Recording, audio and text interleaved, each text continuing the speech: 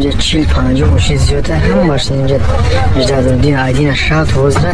5 ماشین سر دادم میو هم این ماشین هم این ماشین اجازه آیدین شات حوزه 5 ماشین سر دادم این ماشین می هفتاد اومده میدونی هفتاد اومده اینجا سوریان شوران نیترال نظام داد